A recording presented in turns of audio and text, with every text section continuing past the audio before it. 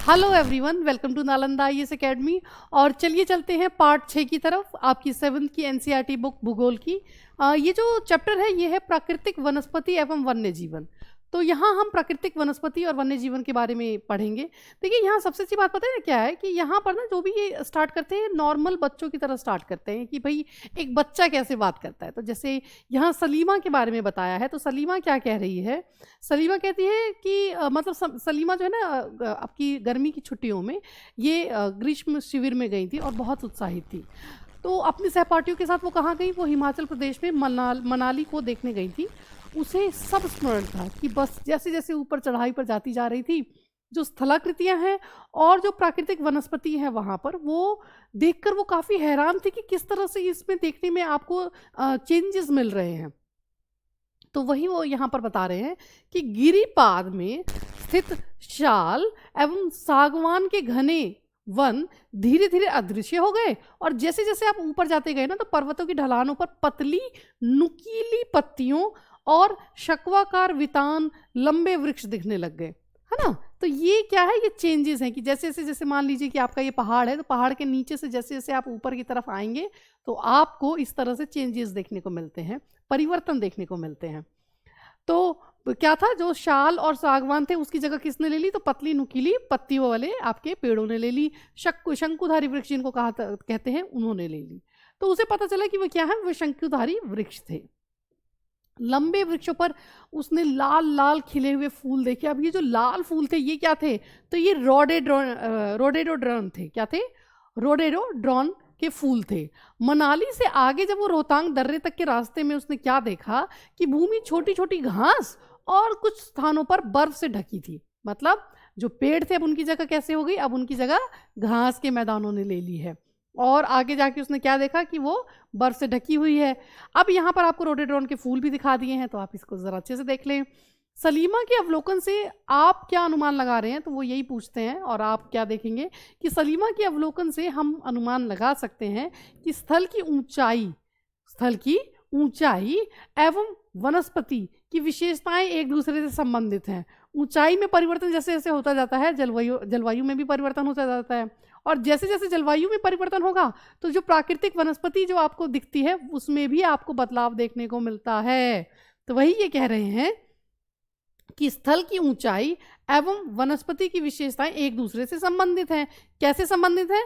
तो ऊंचाई में परिवर्तन के साथ साथ जलवायु में परिवर्तन होता है और इसी के कारण प्राकृतिक वनस्पति में भी बदलाव आता है। वनस्पति की वृद्धि कैसे होगी? तापमान एवं नमी पर निर्भर करती है।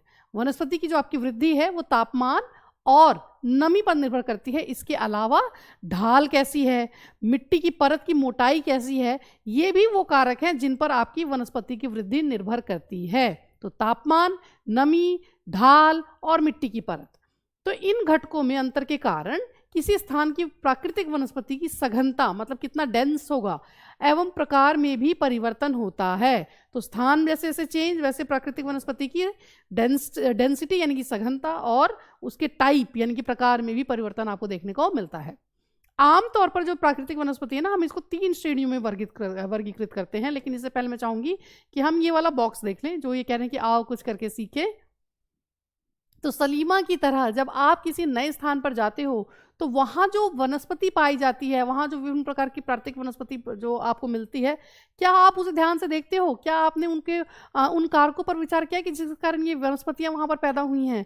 तो वो कह रहे हैं कि वृक्ष की कटाई, चराई, मतलब वृक्ष को जो आप काट रहे हैं वहाँ जो पशुओं को चराते हैं तो उसकी चराई की वजह से, और जो आप फसलें उगाते हैं नकदी फसलें जो कि जिनको कैश क्रॉप कहते हैं हम, निर्माण कार्य आदि के रूप में उस क्षेत्र में अगर कोई मानव हस्तक्षेप हुआ है तो आपको उनके बारे में भी लिखने को ये कह रहे हैं। ठीक है, जैसे कहीं पर कोई प्राकृतिक वनस्पति थी, उसे क्यों काटा गया है, उसके रीजंस बताएं और उस क्षेत्र में क्या क्या परिवर्तन हुए वो आप उनको लिखें और आपको फिर ये चेंजेस, ये परिवर्तन समझ में आएंगे और किस तरह से वहाँ पर वनस्पति में चेंजेस आपको देखने को मिलते हैं, तो वो सारी चीज़ें आपको समझ में आएंगी। ठीक है, फिलहाल हम चलते हैं। आमतौर पर प्राकृतिक वनस्पति को यहाँ पर 3 मुख्य श्रेणियों में इन्होंने बांटा है और सबसे पहला है जिसमें वन। पहला क्या है? वन।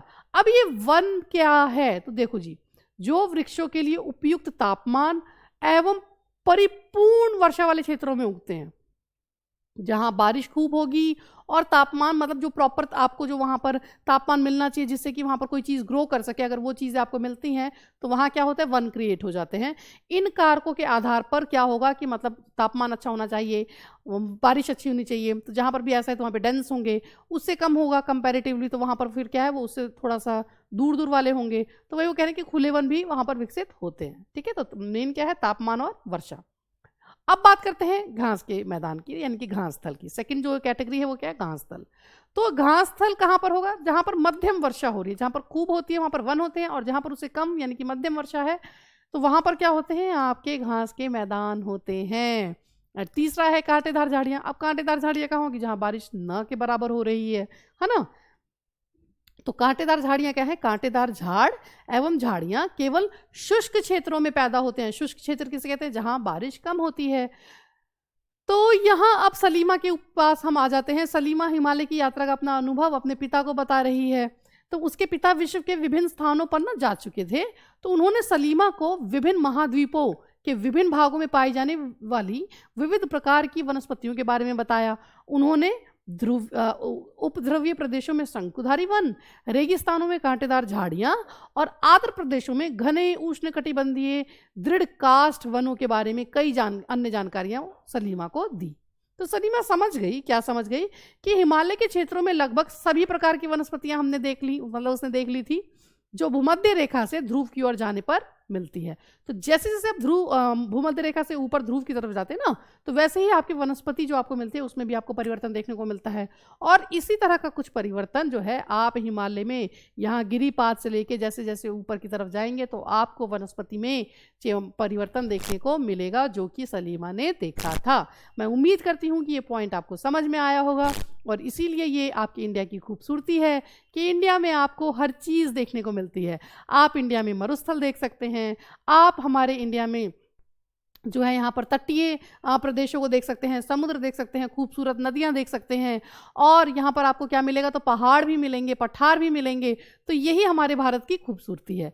आगे चलते हैं। तो प्राकृतिक वनस्पतियों के प्रकार में बदलाव का मुख्य कारण जलवायु का बदलाव है, कि आपको ये जो प्राकृतिक वनस्पति है ना, ये इसमें जो चेंजेस देखने को मिल रहे हैं, क्यों मिल रहे हैं, क्योंकि हर जगह जलवायु में भी आपको परिवर्तन देखने को मिलता है, बदलाव देखने को मिलता है।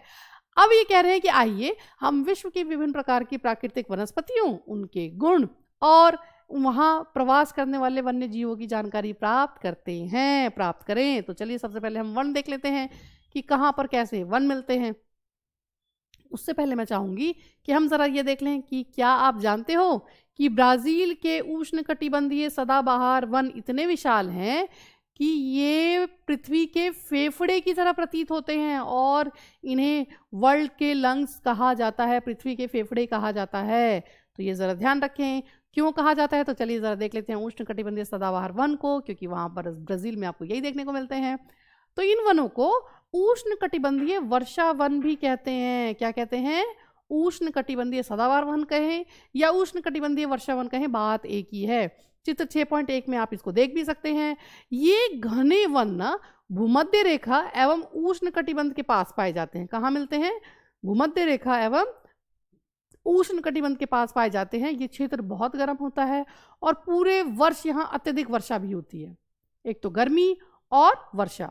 चूंकि यहाँ का मौसम कभी शुष्क नहीं होता, क्योंकि लगभग हर रोज यहाँ बारिश हो जाती है, इसलिए यहाँ के पेड़ों की पत्तियां पूरी तरह नहीं झड़ती हैं, पूरी तरह कभी भी ये अपने पत्ते शेड नहीं करते।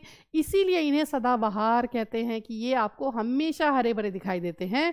कभी घने वृक्षों की मोटी वितान के कारण दिन के समय भी, मतलब इतने डेंस फॉरेस्ट हैं ये, इतने घने वन है ये, कि इनका जो मतलब ये इतना घना है कि सूर्य की रोशनी दिन में भी नीचे तक धरती तक नहीं आती है, तो नहीं पहुंच पाता है। आमतौर पर यहाँ जो दृढ़ काष्ठ वृक्ष हैं उनके एग्जाम्पल देखें या उनके उदाहरण देखें तो वो है रोजवुड, आबनूज, महोगनी, ये सारे वन में आपको पेड़ मिलेंगे। ये आपको उष्णकटिबंधीय सदाबहार वन की एक पूरी आपको पिक्चर भी अच्छे से दिखा दी गई है। और इसके साथ इन्होंने आपको एनाकोंडा के बारे में बताया है। विश्व का सबसे बड़ा सांप उष्णकटिबंधीय वर्षा वन में पाया जाता है, और वो कौन सा है, तो वो है एनाकोंडा। यह मगर जैसे बड़े जानवर को भी मार कर खा जाता है। ठीक है, चलते हैं आगे। और बात करते हैं उष्ण पर्णपाती वन की। सबसे पहले यहाँ देखिए, ये कह रहे हैं कि भारत में शीतोष्ण सदाबहार एवं शीतोष्ण पर्णपाती वन कहाँ पाए जाते हैं, आपको ये बताना है, और उन राज्यों के नाम बताने हैं, और भारत में अधिकतर किस प्रकार के वन पाए जाते हैं आपको ये बताना है। फिलहाल हम चलते हैं उष्णकटिबंधीय पर्णपाती वन पर। अब ये उष्णकटिबंधीय पर्णपाती वन क्या है, ये मानसूनी है। देखिए पहले हमने किया था उष्णकटिबंधीय सदाबहार, अब हम कर रहे हैं उष्णकटिबंधीय मानसूनी वन के बारे में। ये आपको कहाँ मिलेंगे, तो मिलेंगे भारत, नॉर्थ ऑस्ट्रेलिया यानी कि उत्तरी ऑस्ट्रेलिया, सेंट्रल अमेरिका, मध्य अमेरिका के बड़े हिस्सों में पाए जाते हैं। इन क्षेत्रों में क्या होता है कि मौसमी परिवर्तन होते रहते हैं। हमारे यहाँ भी आपने देखा है कि इंडिया में काफ़ी परिवर्तन होता रहता है। तो जल संरक्षित रखने के लिए जब वो आपको शुष्क मौसम आता है ना, तो पेड़ क्या करते हैं, अपने पत्ते झाड़ देते हैं। ठीक है, तो वही यहाँ पर बताया है कि इन मौसमों में मौसमी परिवर्तन होते रहते हैं इन क्षेत्रों में, और जल संरक्षित रखने के लिए शुष्क मौसम में यहाँ के वृक्ष अपनी पत्तियां झाड़ देते हैं। इन वनों में पाए जाने वाले जो दृढ़ काष्ठ वृक्ष हैं वो कौन से हैं, तो वो हैं शाल, सागवान, नीम और शीशम। तो इनको ज़रा आप ध्यान रखें। नीम, शीशम, साल, सागवान आपके लिए काफ़ी ईजी, क्योंकि हमारे इंडिया में भी ये देखने को मिलते हैं। दृढ़ काष्ठ वृक्ष जो है ना, ये किसके लिए प्रयोग में आते हैं, क्या यूज़ है इनका, तो ये आप इनसे फर्नीचर बना सकते हैं, यातायात एवं निर्माण सामग्री बनाने के लिए बहुत उपयोगी है। और इन प्रदेशों में आपको कौन से जानवर मिलेंगे, तो मिलेंगे बाघ, शेर, हाथी, गोल्डन लंगूर, बंदर। ठीक है जी।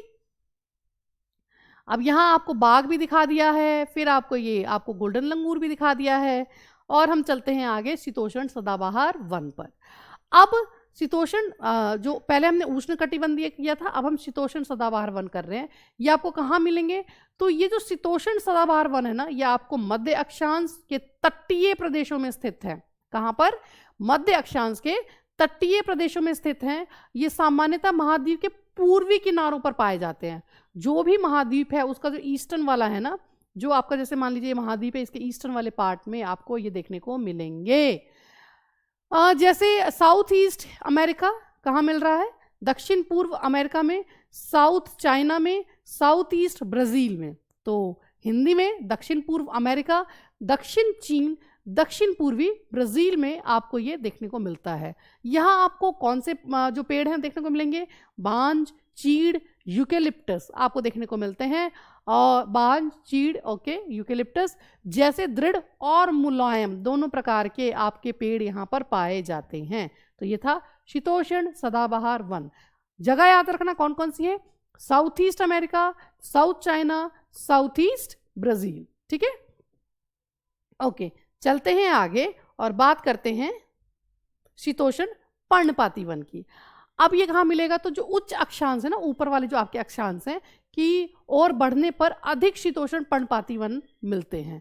ये कहाँ देखने को मिलेंगे, तो ये आपको मिलेंगे नॉर्थ ईस्ट अमेरिका यानी कि उत्तर पूर्वी अमेरिका, चीन, न्यूजीलैंड, चिली, पश्चिमी यूरोप के तटीय प्रदेशों पर आपको देखने को मिलता है। ये अपनी पत्तियां ना शुष्क मौसम में झाड़ देते हैं। पर्णपाती है ना, पर्णपाती क्या करता है, तो शुष्क मौसम में अपनी पत्तियां झाड़ देता है। यहाँ पाए जाने वाले जो पेड़ है ना, वो है बांज, ऐश, बीज। ठीक है, और अगर हम जानवरों की बात करें तो वो क्या है, हिरन, लोमड़ी, भेड़िए यहाँ के आम जानवर है। पक्षियों की बात करें तो यहाँ पर इन्होंने पिक्चर भी दी हुई है, फीजेट और मुनाल जो है आपको शीतोष्ण पर्णपाती वन में देखने को मिलते हैं। देख लें, काफ़ी अच्छे से सुंदर से हैं। और चलते हैं आगे और बात करते हैं भूमध्य सागरीय वनस्पति की। ये जो भूमध्य सागरीय वनस्पति है कहाँ मिलेगी, तो चलिए ज़रा देख लेते हैं। कह रहे आप जान चुके हो कि महाद्वीप के पूर्व एवं नॉर्थ ईस्ट यानी कि उत्तर पूर्वी किनारों के अधिकांश भाग जो है ना, वो शीतोष्ण सदाबहार और पर्णपाती पेड़ों से ढके हैं। बिल्कुल सही बात है, हमने भी देख लिया है। महाद्वीप के पश्चिम और दक्षिण पश्चिम किनारे इससे डिफरेंट होते हैं, यानी भिन्न हैं। तो ध्यान रखें, महाद्वीप के पश्चिम और दक्षिण पश्चिम किनारे भिन्न है। अब भिन्न है और हम उसे यहाँ पढ़ रहे थे, इसका मतलब क्या है कि वहाँ पर क्या मिलेगा, तो वहाँ पर भूमध्य सागरीय वनस्पति पाई जाती है। यह अधिकतर कहाँ मिलेगी, तो आपको मिलेगी यूरोप, अफ्रीका, एशिया के भूमध्य सागर के समीप वाले प्रदेशों में पाई जाती है। तो मान लीजिए ये आपकी मेडिटेरेनियन है, तो ये वाला यूरोप का पोर्शन, ये वाला अफ्रीका का पोर्शन, ये वाला एशिया का जो पोर्शन है, यहाँ पर आपको देखने को मिलेगा भूमध्य सागरीय वनस्पति। अब क्योंकि ये भूमध्य सागर के आसपास वाला रीजन है तो इसी नाम पर इसका नाम ये पड़ा है, इसलिए इसका नाम यह पड़ा। यहाँ जो ये जो वनस्पतियाँ हैं जो भूमध्य सागर के बाहरी प्रदेशों जैसे कि संयुक्त राज्य अमेरिका के कैलिफोर्निया, दक्षिण पश्चिम अफ्रीका, दक्षिण अमेरिका और दक्षिण पश्चिम ऑस्ट्रेलिया में भी पाई जाती है। ठीक है, अब इन प्रदेशों में क्या होता है ना कि गर्म शुष्क ग्रीष्म होती है, मतलब गर्मी ड्राई होगी और ग्रीष्म एवं वर्षा वाली मृदु शीत ऋतुएं होती हैं। ठीक है, और जो सर्दियां हैं वो वेट होती हैं, मृदु मतलब वो होंगी। फिर हम चलते हैं आगे और यहाँ पर क्या बताया इन्होंने कि इन क्षेत्रों में आम तौर पर आपको जो फल मिलेंगे ना वो खट्टे वाले मिलते हैं, संतरा, अंजीर, जैतून, अंगूर जैसे नींबू वंश यानी कि सिट्रस जिसे कहते हैं कि फल पैदा किए जाते हैं। तो सिट्रस फ्रूट्स आपको मिलते हैं मेडिटेरेनियन वाले, जहाँ पर भी मेडिटेरेनियन क्लाइमेट है वहाँ पर। ठीक है, और यानी कि साउथ वेस्ट वाला जो हमने रीजन देखा था, साउथ या साउथ वेस्ट, क्योंकि यहाँ की अपनी इच्छानुसार कृषि करने के लिए यहाँ की प्राकृतिक वनस्पति को हटा दिया गया है। यहाँ के लोगों ने क्या किया कि हम जो उगाना चाहते हैं वो उगाने के लिए वहाँ पर जो पर्टिकुलर जो भी आपके प्राकृतिक जो नेचुरली खुद ही पैदा हुए थे ना उनको वृक्षों को हटा दिया और यहाँ वन्य जीवन इसलिए कम है। ठीक है, तो यहाँ पर आपको क्या मिलेगा, संतरा, अंजीर, जैतून, अंगूर, और मिलेगा कौन से रीजन में, तो एक बार और देख लें, यह है आपका संयुक्त राज्य अमेरिका के California, south west Africa, south west south America और साउथ वेस्ट ऑस्ट्रेलिया में। ओके, तो चलते हैं बात करते हैं, इसमें दो चीज़ें इंपॉर्टेंट थी कि किस रीजन में मिलता है और क्या मिलता है। भूमध्य सागरीय वृक्ष जो होते हैं ना ये शुष्क ग्रीष्म ऋतु में स्वयं को ढाल लेते हैं, उनकी मोटी छाल और पत्तियां वाष्पोत्सर्जन को रोकती हैं। ठीक है, और भूमध्य सागर प्रदेश को फलों की कृषि के कारण विश्व का फलोद्यान भी कहा जाता है, तो ये चीज भी आप थोड़ा सा ध्यान रखें। और आगे देखते हैं, तो ये कह रहे हैं कि शंकुधारी वन की बात कर लेते हैं। उत्तरी गोलार्ध यानी कि नॉर्दर्न हेमिस्फीयर के उच्च अक्षांश ऊपर वाला जो है 50 to 70 डिग्री 50 से 70 डिग्री में भव्य शंकुधारू वन पाए जाते हैं। ये आपको 6.13 नहीं 6.13 पिक्चर कहेंगे चित्र में। अब ये जो 50 से 70 डिग्री अक्षांश में जो आपको वन मिलते हैं ना उनको कहते क्या है, उनको कहते हैं टैगा। क्या कहते हैं, टैगा। ये वन अधिक ऊंचाइयों पर भी पाए जाते हैं। इन्हीं वृक्षों को सलीमा ने हिमालय में प्रचुर मात्रा में देखा था। ये लंबे नरम काष्ठ वाले सदाबहार वृक्ष होते हैं। इन वृक्षों के काष्ठ का उपयोग किस लिए किया जाता है, लुगदी बनाने के। अब ये लुगदी से क्या बनता है, तो जो पेपर होता है ना, जो पेपर आप यूज करते हैं तो वो सामान्य पेपर और अखबारी कागज बनाने की ये लुगदी काम आती है, तो इसीलिए शंकुधारी वन को आप ध्यान रखें। ठीक है, सामान्यतः तथा अखबारी कागज बनाने के काम आती है ये लुगदी। और नरम काष्ठ का प्रयोग और किस काम के लिए किया जाता है, तो माचिस और पैकिंग के लिए बक्से बनाने के लिए भी किया जाता है। अब यहाँ आपको जो वन में पेड़ मिलेंगे वो कौन से मिलेंगे, तो चीड़ और देवदार के मिलेंगे। और जो जानवरों की अगर हम बात करें ना तो रजत लोमड़ी, मिंक, ध्रुवीय भालू जैसे जानवर आपको यहाँ पर मिलते हैं। अब ये जो टैगा वन हम कह रहे हैं ना, शंकुधारी वन को टैगा वन कह रहे हैं, जो 50 डिग्री से 70 डिग्री तक आपको मिलता है, इसको टैगा क्यों कहते हैं, क्योंकि टैगा का रूसी भाषा का शब्द है ये, और इसका मतलब होता है शुद्ध या अनछुआ। वहां तक पहुंचना थोड़ा मुश्किल है ना, तो इसीलिए उसे क्या कहते हैं, शुद्ध और अनछुआ। ओके, शंकुधारी वन। और अगर शंकुधारी हिमाचल मतलब ये आपका शंकुधारी वन है, अब जब वहां पर बर्फ पड़ती है तो वो कैसा हो जाता है, तब ये ऐसा दिखता है। तो ये आपको दोनों पिक्चर्स में दिखा देगा, हिमाच्छादित शंकुधारी वन। यहाँ आपके वन तो समाप्त हुए। अब हम चलते हैं दूसरे टॉपिक पे, जो कि क्या है, घास स्थल। क्या है, घास स्थल। अब चलिए जरा घास स्थल की बात कर लेते हैं। घास स्थल में सबसे पहले हम देखेंगे कौन से घास जो हमें उष्ण कटिबंधीय घास स्थल है। तो ये वन कहाँ मिलेंगे, देखिए उष्ण कटिबंधीय है तो कहाँ मिलेंगे, भूमध्य रेखा के पास के वाले रीजन में मिलेंगे।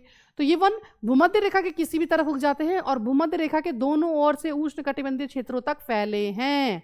6.14 में यहाँ पर आपको ये दिखा भी दिया है। यहाँ वनस्पति जो है ना निम्न से मध्य वर्षा वाले क्षेत्रों में पैदा होती है। ये घास मतलब अब आपको पता है यहाँ बारिश तो काफी होती है, तो इसीलिए ये इतनी ऊंची होती है, 3-4 मीटर की ऊंचाई तक बढ़ सकती है। अफ्रीका का सवाना जो घास स्थल है ना, इसी प्रकार का घास स्थल है। कौन सा, उष्णकटिबंधीय घास स्थल। और सामान्य रूप में ये जो उष्णकटिबंधीय घास स्थल है इसमें आपको देखने को क्या क्या मिलेंगे, कौन से जानवर मिलेंगे, तो आप यहाँ हाथी, जेब्रा, जिराफ, हिरन और तेंदुआ आप देख सकते हैं, क्योंकि ये यहाँ पर पाए जाते हैं। ओके, बात करते हैं शीतोष्ण घास स्थल की। शीतोष्ण वाला जो है ये मध्य अक्षांशीय क्षेत्रों और महाद्वीप के भीतरी भागों में पाए जाते हैं। यहाँ की जो घास होती है ना वो आमतौर पर छोटी होती है लेकिन काफ़ी पौष्टिक होती है। तो शीतोष्ण प्रदेशों में सामान्यतः जो आपको जानवर मिलेंगे, आप पौष्टिक घास है तो उसको खाने के लिए जानवर तो होंगे ना, और फिर उन जानवरों को खाने के लिए आपके जो दूसरे जानवर हैं वो होंगे। तो वो हैं आपके जंगली भैंस, बाइसन, एंटीलोप आपको इस शीतोष्ण घास स्थल में मिलते हैं। तीसरा है आपका कटीली झाड़ियाँ। कटीली झाड़ियाँ कहाँ मिलेंगी? जहाँ बारिश बहुत कम होती है, ना के बराबर होती है, तो वो है आपके शुष्क रेगिस्तान जैसे प्रदेशों में पाई जाती है। तो उष्ण कटिबंधीय रेगिस्तान महाद्वीपों के पश्चिम किनारों पर पाए जाते हैं। ध्यान रखना, ये जो उष्ण कटिबंधीय रेगिस्तान है ये कहाँ मिलते हैं? महाद्वीप के पश्चिमी किनारों पर। और जो तीव्र गर्मी और बहुत कम वर्षा के कारण यहाँ वनस्पतियों भी कमी ही रहती है। डेफिनेटली जहाँ वर्षा ही नहीं होगी और तापमान बहुत तेज होगा तो वहाँ क्या होगा? आपको वनस्पति नहीं देखने को मिलेगी। तो विश्व के मानचित्र पर आपको रेगिस्तान प्रदेश को चिन्हित करना है। और कह रहे क्या आप भारत के बड़े रेगिस्तान का नाम बता सकते हो? बता सकते हैं आप? तो जल्दी से कमेंट बॉक्स में मुझे बता दें। और रेगिस्तान के कुछ जानवरों के नाम बताएं जिन्हें आप पहले से जानते हैं, तो वो आपको बताने हैं। यहाँ ना घास स्थल के विभिन्न नाम दिए हुए हैं आपको, ये साइड में अगर आप देखोगे तो कह रहे विभिन्न प्रदेशों में जो घास स्थल है ना विभिन्न नामों से जाने जाते हैं। तो सबसे पहले हम बात करते हैं उष्ण कटिबंधीय घास स्थल की। तो पूर्वी अफ्रीका में इसको सवाना कहा जाता है, ब्राजील में यानी कि ब्राजील में इसे कंपोज कहते हैं, और वेनेजुएला में इसे लानोस कहते हैं। वहीं अगर हम शीतोष्ण कटिबंधीय घास स्थल की बात करें तो अर्जेंटीना में इसे कहते हैं पेम्पास, उत्तरी अमेरिका में कहते हैं प्रेयरी, दक्षिणी अफ्रीका में कहते हैं वेल्ड, मध्य एशिया में कहते हैं स्टेपी, ऑस्ट्रेलिया में कहते हैं डॉन। क्या कहते हैं? डॉन। अब यही यदि हम ध्रुवीय प्रदेशों में जाएंगे तो वह स्थान आपको अत्यधिक ठंडा मिलेगा, क्योंकि ध्रुव के पास वाला है तो बिल्कुल सही बात है, ठंडा तो होगा ही। तो यहाँ बहुत ही सीमित प्राकृतिक वनस्पति मिलती है। यहाँ केवल काई, लाइकेन जैसी छोटी झाड़ियाँ आपको मिलेंगी। काई, लाइकेन और छोटी झाड़ियाँ मिलेंगी। ये अल्पकालिक ग्रीष्म ऋतु के दौरान विकसित होती हैं, क्योंकि सर्दियों में तो सब कुछ जमा पड़ा है, क्या पैदा होगा? तो इसे टुंड्रा प्रकार की वनस्पति कहा जाता है। ये जो आपकी काई, लाइकेन या छोटी झाड़ियाँ, इनको क्या कहते हैं? टुंड्रा प्रकार की वनस्पति कहा जाता है। और ये जो वनस्पतियाँ आपको मिलेंगी कहाँ पर? तो ये मिलती हैं आपको यूरोप, एशिया, उत्तरी अमेरिका के ध्रुवीय प्रदेशों में आपको ये वनस्पति मिलती है। अब यहाँ के जो जानवर होते हैं ना, अब देखिए ठंडे प्रदेश में है तो भगवान ने सबको इसी तरह से बनाया है कि वो अपनी जगह में रह सकें और उस जो मौसम को सहन कर सकें। तो यहाँ के जो जानवर है ना, शरीर पर मोटा फर और इनके मोटी चमड़ी होती है ताकि ठंड से बच सकें, जो उन्हें ठंडी जलवायु में सुरक्षित रखते हैं। और यहाँ पर जो जानवर मिलते हैं वो कौन है? तो वो है आपके सील, वॉलरस, कस्तूरी बैल, ध्रुवीय उल्लू, ध्रुवीय भालू और बर्फीली लोमड़ी। तो ये जानवर आपको यहाँ पर देखने को मिलेंगे। यहाँ जब हम ये सारी चीज़ें कर चुके हैं, घास के मैदान कर चुके हैं और आपका हम वन के बारे में पढ़ चुके हैं, तो अब चलिए ज़रा सलीमा को देख लेते हैं कि सलीमा के पिता ने उसे कुछ घने वनों के चित्र भी दिखाए। कुछ चित्रों में सलीमा ने देखा कि लोग वृक्षों को काटकर वनों को साफ कर रहे हैं। तो उसके पिता ने बताया कि स्थानीय लोग क्या करते हैं, कृषि और आवास के लिए ना स्थान चाहते थे, इसलिए उन्होंने वनों को साफ कर दिया। तो सलीमा सोचने लगी कि अगर वनों को साफ कर दिया जाता है तो वन्य जीव कहाँ जाएंगे, क्योंकि वो तो उसी जंगल में रहते हैं ना। तो क्या ये वन पुनः वैसे ही बन पाएंगे? तो अगर लोग इसी प्रकार से पेड़ काटते रहे, उसके दिमाग में सवाल आ रहा है, तो भविष्य में पर्याप्त ये जो हम ऑक्सीजन मिलती है, वहाँ से जो हमें जल वाष्प मिल रही है, लकड़ी, फल, मेवे जो मिलते हैं, क्या वो हमें मिल पाएंगे? तो क्या आप सलीमा की बात से सहमत हो? तो आप अपने दोस्तों के साथ वनस्पति और प्राणी जगत की विविधता में हो रही ये जो कमी है इस पर चर्चा करें और इनके संरक्षण के बारे में कुछ सुझाव दें, मुझे भी सुझाव दें और कमेंट बॉक्स में बताएं। यहाँ ये वॉलरस, ध्रुवीय भालू और सील की पिक्चर दी हुई है, जो आपको कहाँ मिल रही थी? टुंड्रा वाले प्रदेश में मिल रही थी ना ये सारे जानवर। तो मैं उम्मीद करती हूँ आपको ये चीज़ें समझ में आई होंगी। और यहाँ आपके ये कुछ क्वेश्चंस हैं जिन्हें मैं चाहूँगी कि आप ज़रूर अपने नोटबुक में लिख के देखें और मुझे बताएं कि ये चैप्टर आपको कैसा लगा। मिलते हैं नए चैप्टर के साथ नई वीडियो में, तब तक के लिए टेक केयर, बाय बाय।